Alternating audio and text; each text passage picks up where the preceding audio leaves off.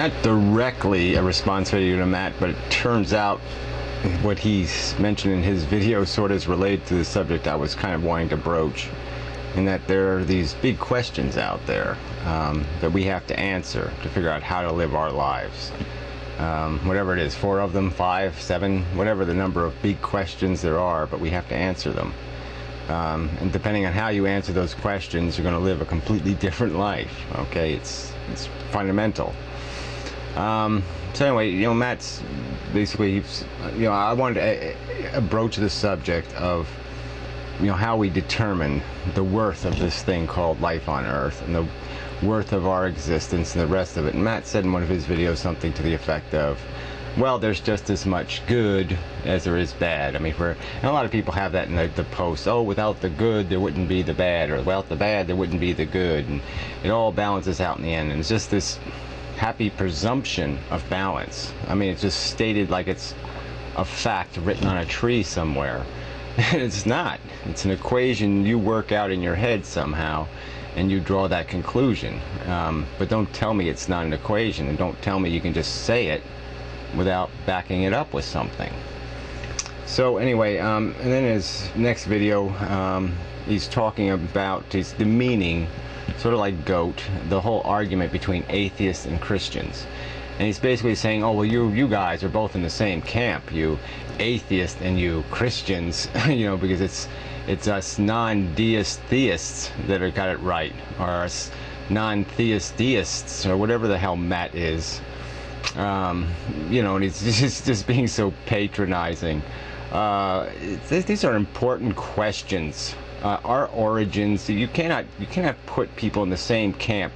People who accept a birth-given faith in a dogmatic storybook, and people who do their best to discern reality from the facts presented them. You really can't say that those two people are in the same camp. It's just, it's preposterous. It's a preposterous statement. What dogma is the average atheist glued to? What, are you going to put them all in some category and say that all atheists are just deniers for the hell of it? That's what they are? That's the focus of their atheism, is that I deny Christianity, or I deny the existence of God? It doesn't have a damn thing to do with my fucking atheism.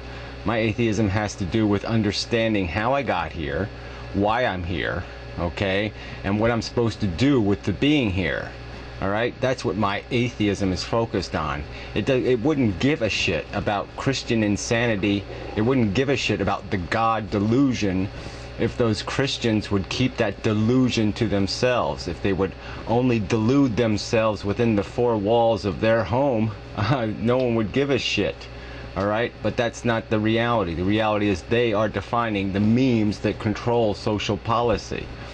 And that's a big deal, because it's only as a society that we progress and move. As individuals, we can't do much to control the world we live in. As societies, we can do a lot. There's a lot of power in those numbers. And so that's why atheists get into this goddamn battle with the Christians, is because they are battling with the dogma that is controlling their lives, controlling their destiny, controlling the destiny of the human race. And it's an important goddamn subject. So anyway, you're patronizing, putrid, whatever perspective that you think you have such a grander fucking goddamn belief system, because you don't believe in anything. You just believe that there's truth out there and you can never know it, and you'll be doubtful forever and ever and ever, and you'll just wallow in some kind of sense of mystery because you will just keep saying none of the questions are answerable. It's just stupid. Alright, you're the fool. You're the bigger fool than the dogmatic idiots, okay? They have an excuse for being ignorant. You're being ignorant on purpose. You're saying, I won't draw a conclusion. Why? Well, because it's more fun to be in a state of wonder. You like being retarded and autistic, and you like to just, the glow of the bliss of ignorance. Well, fuck that. That's bullshit. You're insulting your intelligence, making such a stupid argument. Alright, so let's get to the questions. I mean, the big question is origin. Obviously, if you believe in Darwinian theory, in evolution, by natural selection, the whole 3 billion years of process, you're going to have a different opinion about what we are than if you accept the dogma that God poofed it on purpose because he thought, in his own image, that these beasties, these human beasties, would be a great idea, that they'd add a whole new magic and mystery to the universal experience. So those are very different conclusions. One acceptance of that dogma, of that faith in that book of bullshit, is going to write the course for you. It has the rules already written down. This is what you can do, and this is what you can't do. This is what you live for, and this is what you don't live for. This is what you oppose, or whatever, however you want to look at it. It's got the little commandments in there. And if you don't buy that shit, then you have to define all of that shit. You have to figure out, well, what does this thing mean? I mean, what is this creative process? We see it happen. We see matter consolidate. We see it coalesce, condensate into this more and more complexity over time. We can understand that. We can understand how we acquired these features that we have, this thing, this consciousness, and if you believe in the natural selection, you can certainly understand that there was advantages to all of this crap that we have, right down to the most intimate emotions. We can see that they all have some sort of biological, evolutionary DNA, selfish DNA purpose. And it's not a great designer. We can say at least that. It's not Einstein didn't build us. Crude forces did, and circumstance. And so we have acquired this capacity, and it's obviously an unusual capacity. There's been animals on Earth for hundreds of billions of years, and they haven't acquired this intelligence thing. So it obviously doesn't happen all the time or regularly. So here we've been bestowed with it. Now we can contemplate what we are and how we are and why we are. And so now is the question, now do we just fall into the old trap and let's just presume the truth? Do we just presume Mother Nature created us and that it wasn't an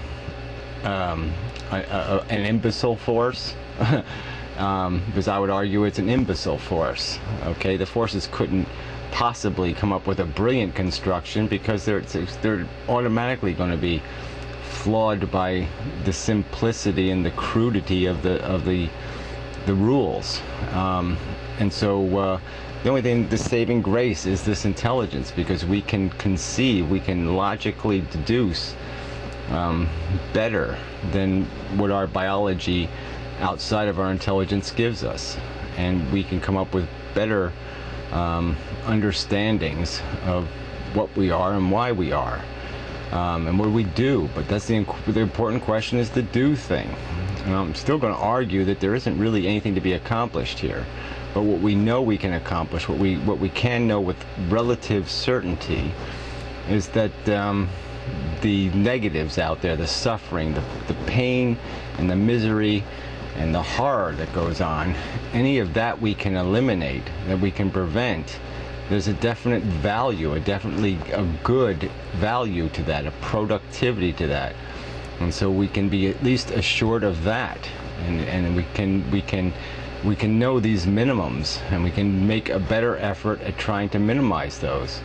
I would argue that there's, when we add up all the equations, when we go through all the numbers, the permutations, that the safest place for humankind is in some sort of virtual reality, some sort of perceptual reality, where our consciousness is entertained and stimulated, but in an environment where we can do no harm, because in the reality we just can't construct enough worlds to satisfy all this diversity and all this the excesses of the need, the structural realities that we have to build to satisfy that. I just don't think it's practical, but that's my argument for a future. But right now we can do something, and what we can do is is just focus on what's really important. What's really important is this consciousness thing and the vulnerability it creates, the vulnerability to this pain and suffering thing that's out there. It exists, and we can do something to mitigate against it. And we're not going to do it, though, until we philosophically understand it to be a priority.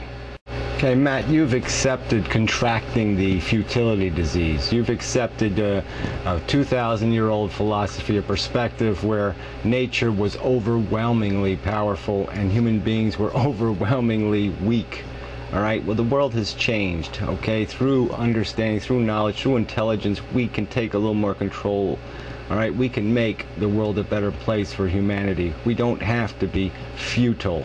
All right, so I think there's no point in you spreading futility as an ideology.